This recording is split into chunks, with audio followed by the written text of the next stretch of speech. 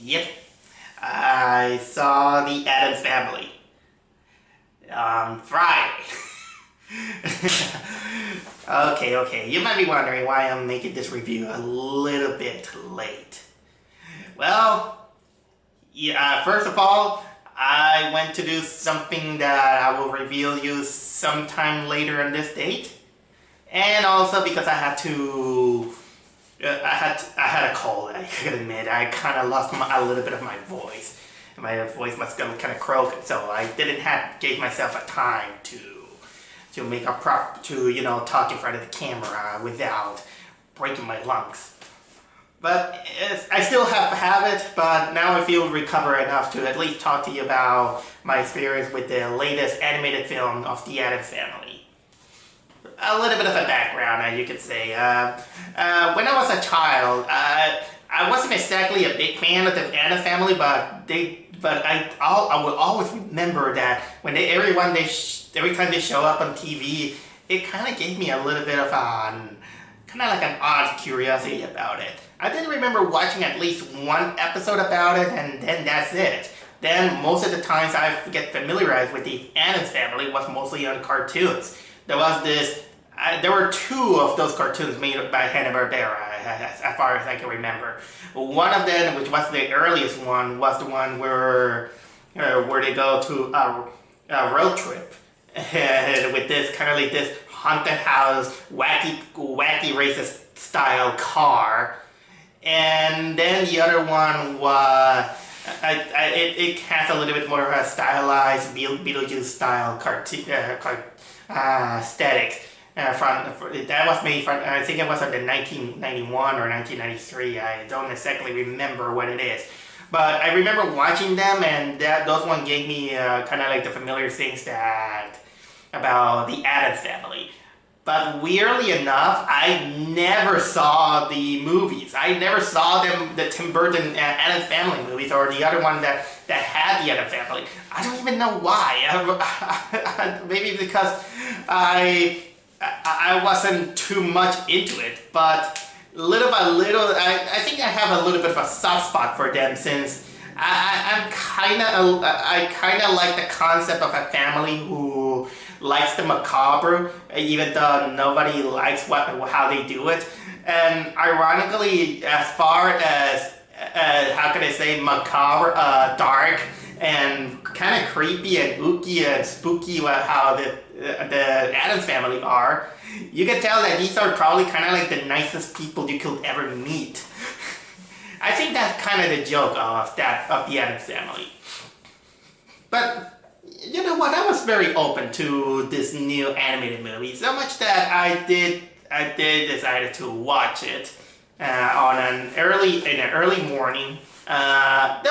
I do remember there were quite a lot of people. Some of them were children, but some of them, I think there were people who were familiarized with the Addams Family like me. I hear criticism about the character design, kind of claiming that Gomez Addams looked a little bit too ugly, but I defer. All the characters look great. It's kind of stylized, and it blends in with the macabreness of the family. But what do I think about this movie? Well, here's the thing. It's an okay movie. It's not exactly great filmmaking on cartoon level, because it feels like it suffers a little bit of a basic script. But again, basic doesn't mean bad. But I can tell you that if you're at least there for a leisurely time to have a good time with the Addams Family, you'll have a nice quiet time. That I'll say. The movie basically feels kind of like a reboot of the Addams Family series, which it kind of is. And it does feel kind of like an extended first episode for a TV series, in which it involves not only about the origins of the beloved family that we know, starting off with the wedding of Gomez and Morticia, and then running away from people in pitchforks because, well, they are gothically different. And then, of course, going to the house, adopting Lurch, who apparently he was some crazy maniac who escaped from the madhouse, but apparently they just thought that, oh well, look, he's good to become the butler. And yeah, he becomes very fond to the family and becomes the family butler. Oh yeah, Uncle Fester is there also. The symbolic hand thing is there. And then we get, of course, a flash forward 15 years later where they add Pugsley and Wednesday Addams. And from that, the movie starts, and basically it has the typical, A plot, B plot thing that these kind of movies have. Which I will admit that they're not exactly all over the place, because it does kind of serve a little bit of a purpose in storytelling in a way. I've seen worse examples. So usually the plot is that they're in the house. They've been living there for 15 years, a little bit homeschool, or in their case, cage school. Oh, and before that, I've got to say that there is a little bit of a running gag in which the house is seemingly possessed, because during the whole time the house screams at the family, "Get out!" But the family, since they love everything macabre, it's like, oh, I feel like home. And the house has to adapt with them. And I think he got adapted because they even feed him with coffee and meat. Okay, continuing with the plot. The plot is that the plot involves a little bit of different things. First off, we got Gomez helping Pugsley because he's on his, well, let's say that it's kind of like the Addams version of their bar mitzvah, where he has to learn how to master the swordsmanship, which is kind of like the Addams tradition. But unfortunately, Pugsley is not exactly an expert on swords. He's more an explosive kid. And so technically Gomez, while trying his best to educate him in the way of the sword, Pugsley is a little bit inept, not even with the help of Uncle Fester.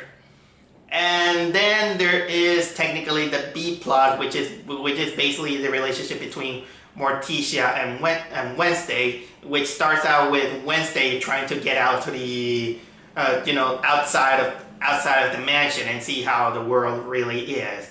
Which this one is the one that mostly connects to the main plot, in which it's kind of like a very, very cartoonish plot where after 15 years, kind of like this cul-de-sac town begins to reside near the Addams houses. A town in which they call it assimilation, or I think it was assimilate town, but something with assimilation, in which it is kind of like this Polly Pocket-like town, which is apparently run by this crazy, perfectly obsessive compulsive homemaker who wants everything to be perfect, suburbanly neat, and everything because, well, it boosts her ratings for her home show. But unfortunately, the Addams houses is technically kind of like a sore in their eyes. And even when the Addams were exploring the town, they were all crazed out by the crazy antics. So she technically decides to, well, I want to renovate the house, but unfortunately, because she finds that the Addams were creepy, she uses social media to bring them a bad reputation. And well, this kind of connects also to the Morticia and Wednesday thing, because while Wednesday wants to explore the new world, she also meets the daughter of this crazy woman who she's more down to earth. She's lonely. She's bullied sometimes, and she befriends Wednesday. And while Wednesday is going out and exploring that world, Morticia gets worried about that she becomes kind of like a rebel. I mean, in the old Addams way. For example, when Wednesday comes out with a unicorn pin, she gets so scared that her white skin turns red. only to get back to normal when a vampire bat just comes flying to her neck and goes away. And well, that's technically the best way I can describe the plot of what you call about this movie. Okay, it's no mystery that these kind of animations, they look good. The character design are stylistic, and I don't mind. They look fine. They look fine. The voice acting is also pretty good, and I know that they try to get a lot of you know, A-list actors to voice characters like, you know, they usually try to do in these kind of movies. Like for example, okay, I can see it. They got Oscar Isaac as Gomez. This kid Finn Wolfhard as Pugsley, because of course Stranger Things is also a thing. Nick Kroll as Uncle Fester. Who else? Charlize Theron as Morticia. Chloe Grace as Wednesday, and so on. But probably one of the biggest eyebrow raiser of this movie is that they had the balls to typecast or even put it on your face in trailers that they got Snoop Dogg as Cousin It, which it shouldn't be, dude. You shouldn't do that. Why? Because Cousin It barely talks. The only thing that Cousin It talks is like, so why do we care if it's Snoop Dogg? Why do we care? Unless, because Snoop Dogg is very mostly known as a singer, you know? So, yeah, I know that you can have, for example, Frank Welker barking like a dog and it's gonna be big news. But at least Frank Welker, at least he has lines in some other his works, like, how can I say, like Megatron. And you don't see his name popping up saying, well, Frank Welker as this mint box. No, that's really pretentious, I gotta say. And speaking of pretentiousness, one of the things that got me worried about this movie is that it always gonna fall out for attracting younger audience, saying, hey, look how hip we are. We know rap, we know hip hop, we know, you know, all the commodity that you like from the 2000s or something like that. Although that kind of begs the question of why at the start of the movie it felt like it was kind of like the witch hunt trials era, like 1950s, and it only takes like 15 years to finally go to the smartphone era. Yeah, that's kind of mystified me. But if I'm wrong, you can comment it just in case. But luckily, it didn't go exactly too far, except for some scenes that they kinda needed it. But I gotta spoil you a little bit that, well, it was very, very cute that right at the end, we get kind of like a recreation of the original Addams Family TV series opening, but with the animated characters. That was cute, and with the song and everything, with the original song, like with that, and the audience and even myself, right at the cue, we always went with the. That was great, but then right after the opening that opening finished, we got a rap hit version of the Addams Family theme, and I was like, oh. Yeah, the cars outside even kind of agree with me. That's technically one of the few gripes about it. And I think that also the ending was a little bit kind of rushed in order of character development. I think that I was expecting a little bit too bombastic out there. Although a little bit to get there wasn't quite entertaining. I would say that some of the jokes are okay. I kind of get a like a gleeful laugh out of it. I would say that. I think this film is harmless. It's a good 80 minutes to give out if you don't have nothing better to do, or you just want to revisit the Addams Family. Like, I've been watching a little bit of of the Addams Family cartoons and some of the original clips just because I got into the mood of the series. But with that, I kind of not exactly much to say. If this is kind of a possibility to open for a new Addams Family cartoon, I'm open with it.